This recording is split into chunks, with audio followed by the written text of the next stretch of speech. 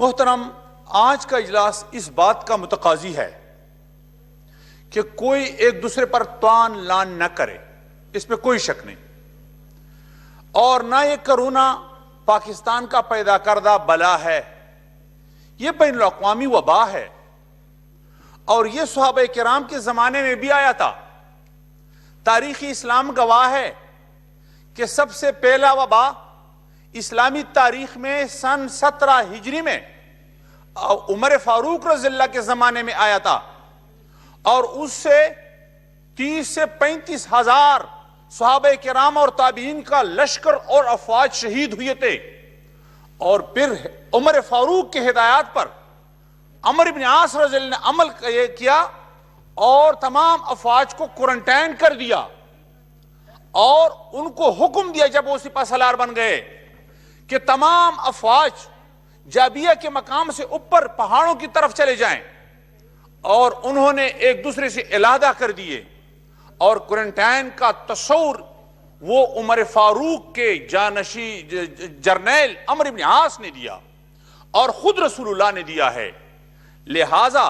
احتیاطی تدابیر عین اسلام کے مطابق ہے، تو میں یہ تجویز پوری قوم کو دیتا ہوں کہ خدارا یہ صرف حکومتی معاملہ نہ سمجھے، یہ ہمارے مذہب کا مسئلہ بھی ہے، اسلام کا مسئلہ بھی ہے کہ جب اس قسم کا وبا آ جائے، مرض آ جائے، تو اس کا جو ہے مقابلہ آپ نہیں کر سکتے، احتیاطی تدابیر آپ اختیار کر سکتے ہیں۔ تو اسی وجہ سے میں قائد ملت مولانا فضل الرحمان صاحب کو خراج تحسین پیش کرتا ہوں کہ انہوں نے اعلان کر دیا، جماعت میں ایمرجنسی ڈکلیئر کر دیا کہ کرونا کے حوالے سے ہم سیاست نہیں کرتے، اور انہوں نے کہا کہ حکومتی اداروں کے ساتھ وہاں ضلعوں کی سطح پر تعاون کرے باقاعدہ، اور یہاں تک کہ ڈیرہ اسماعیل خان کے کمشنر نے مجھے خود ٹیلی فون کیا، جاوید مرو صاحب بہت اچھا افیسر ہے، انہوں نے مجھے کہا کہ مولانا صاحب نے مجھے کہا کہ تفتان کے جتنے زائرین وہاں مفتی محمود اسپتال میں جو ہیں کوارنٹائن کیے ہیں، یا میرے خلقہ میں درازندہ میں کوارنٹائن کیے ہیں، ان کو جمعیت علماء اسلام کی جو رضاکار فورس ہے، تنظیم ہے رضاکاروں کا، ان کو ہم تیار ہیں کہ آپ کے مدد کے لیے مہیا کریں۔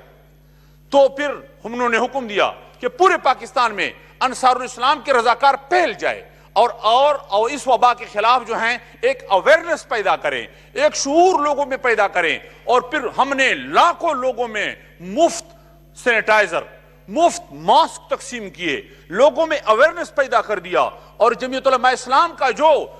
سوشل میڈیا کا ٹیم ہے ان کو فعال بنا دیا، اور پورے پاکستان میں خطہ کے قبائل کے ان علاقوں میں جو خطرناک ہے وہاں بھی ہم نے اویئرنس پیدا کرنے کے لیے کام کیا۔ میں خود مختلف علاقوں کو گیا، لاکھوں لوگوں کو جو کوارنٹائن ہونے کی وجہ سے اور لاک ڈاؤن کی وجہ سے متاثر ہوئے تھے، مولانا صاحب کے حکم پر لاکھوں گہرانوں کو جمعیت علماء اسلام کے ورکروں نے باقاعدہ راشن پہنچائے۔ تو حکومت کی اپنی ذمہ داری ہے، قوم کی اپنی ذمہ داری ہے، اور حکومت اور قوم کی اتفاقی طور پر اتفاق رائے پیدا کرنا یہ ہماری ذمہ داری ہے۔ ہم یہی چاہتے ہیں جناب اسپیکر صاحب کہ قوم اور حکومت اور پوری ملک ایک ہی پیچ پر کھڑے ہو جائے، اور اس کے لیے طریقہ کار یہ ہے کہ حکومت بھی اس میں رہنے نہ ڈالے،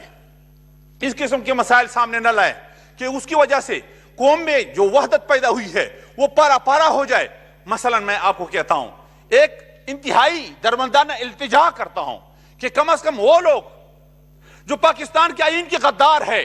پاکستان کے آئین کے دشمن ہے، پاکستان کے آئین کو تسلیم نہیں کرتے، وہ پاکستان کے آئینی اداروں کے ممبر نہ بنائے، جس طرح میاں عاطف پہلے کہا گیا تھا کہ وہ میاں عاطف قائدیانی جو بدنام زمانہ قائدیانی ہے ان کو اقتصادی کونسل کا چیئرمین بنایا گیا تھا، پھر یہاں اقلیتی کمیشن کا جو ہے ممبر بنا دیا گیا، اور یہ تو میرے خیال میں نہیں ہونا چاہیے تھا اس وقت میں کہ پاکستان ایک وبا میں ہے، ایک آزمائش سے گزر رہی ہے۔ اس حوالے سے جمعیت علماء اسلام کے یہ تحفظات ہے کہ حکومت اس قسم کے اقدامات کم از کم بالکل نہیں ہونی چاہیے. آئین کے غدار ہے, وہ آئین نہیں مانتے, وہ اپنے آپ کو مسلمان کہتے ہیں, وہ اقلیت نہیں کہتے اپنے آپ کو. کون سی اقلیت ہے وہ؟ قیدیانوں کی مسئلہ جو ہے پوری تمام اقلیتوں سے علیحدہ ہے اور مختلف ہے. ہم اقلیتوں کی قدر کرتے ہیں, لیکن وہ مرتدین, وہ ظالم, وہ پاکستان کے آئین کے دشمن ہے. قادری صاحب پورا بیان دے چکے ہیں, اس پہ وضاحت کر چکے ہیں, اس پہ کوئی غلط فہمی نہیں ہے, آخر میں یہی بات اور اس پہ پورا بیان دے چکے ہیں. وہ آخری بات یہی کرتا ہوں, کسی کمیشن میں جی بالکل ان کو نہیں شامل کیا گیا, کچھ نہیں کیا. اچھی بات ہے کہ کمیشن میں شامل نہ کیا ہو, لیکن یہ تمام میڈیا پر یہ باتیں چل رہی تھی, یہاں تک کہ منیسر صاحب نے کہا کہ یہ تجویز آئی تھی کہ ان کو شامل کیا جائے. اگر آپ نے جس طرح تفصیلی انہوں نے بیان اپنا دیا, جی جس طرح آپ نے فرمایا قادیانی کو کسی بھی جو ہے وہ اقلیتی کمیشن میں شامل نہیں کیا گیا, لیکن بہرحال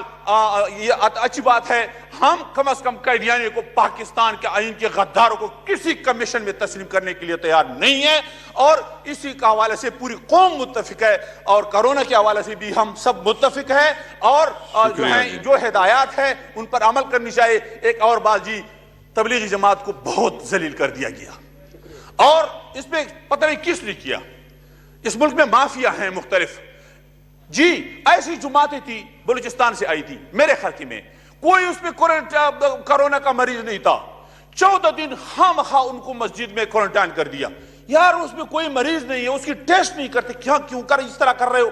اس طرح فرانس کی جماعت تھی, اس میں خواتین بھی تھے. ڈے اسماعیل خان کے تبلیغی مرکز میں ان کو بند کر دیے تھے. پھر اللہ ان کا بہلا کرے, عمیر صاحب ڈے اسماعیل خان کی جوڑی سے اچھا آدمی ہے, میں نے ان کے ساتھ بات کی, انہوں نے بہرحال ہمارا کام چلایا. تو اس طرح تبلیغی جماعت کو بہت بدنام کیا, حالانکہ تبلیغی جماعت کا اس میں کوئی دخل نہیں تھا. اس طرح نہیں ہونی چاہیے تھی. تبلیغی جماعت جو ہیں اللہ کی دین کی دعوت جو ہے چلاتی ہے, اور دین کے کام کے لیے مشغول عمل ہے, لہذا ان کی تعاون کرنی چاہیے. یہ وبا اس وقت ختم ہوگا کہ ہم اللہ کی طرف رجوع کریں. یہ رمضان کا مہینہ ہے, ہم پوری قوم سے بھی یہی التماس کرتے ہیں, التجا کرتے ہیں کہ دعا کرے کہ اللہ تعالی ہم سے راضی ہو جائے اور یہ وبا پاکستان سے ختم کر دے. جزاکم اللہ خیر.